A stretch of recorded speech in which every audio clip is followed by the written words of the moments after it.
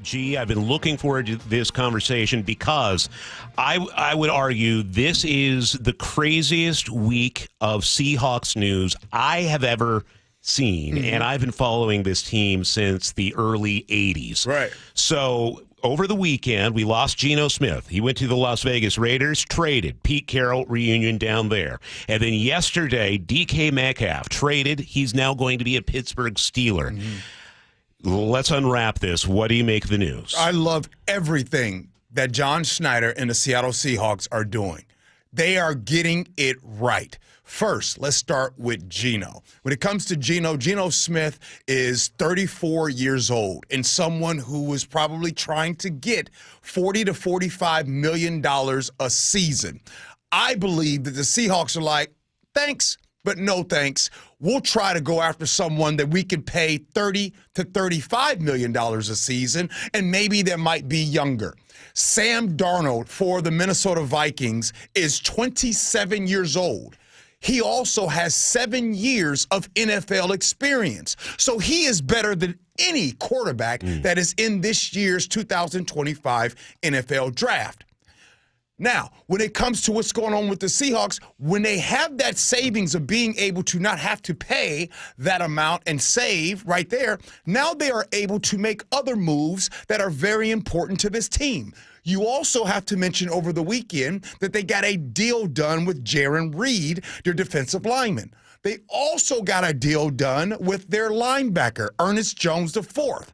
So you can already see right now where the Seahawks, John Schneider, are positioning themselves to make a better team. Here's something to remember.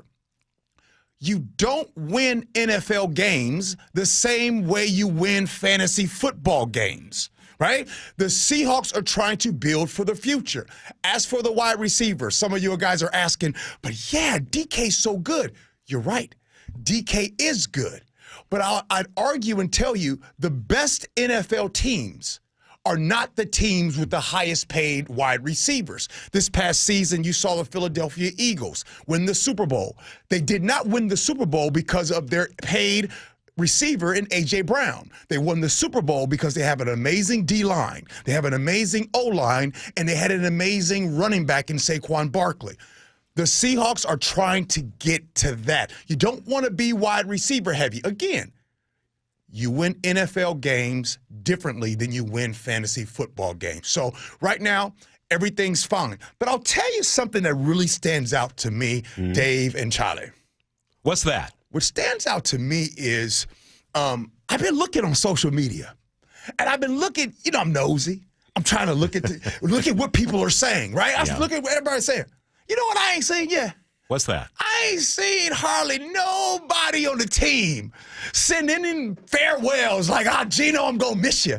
Really? DK, I'm going to miss you. You know what it reminds me of? It reminds me of you go home and say, hey, baby, I think I want to leave you. I want a divorce. And she's like, okay.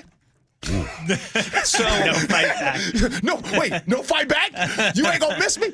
Hey, Charlie, have you ever been broken up with and actually when they left, life got better for you? I know I've been in that situation where I've gotten out of a relationship, and if you're listening right now, have you ever gotten out of a relationship and then your life got better? Gee, we only have a couple seconds left. You have mentioned it like it is a done deal that Sam Darnold is going to be your next quarterback. Are you guaranteeing, would you put your career on the line saying that Aaron Rodgers is not going to be the next QB for the Seahawks? I would put my career on the line that Aaron Rodgers would not going to be a Seahawk. Now that one right there, I just don't see it.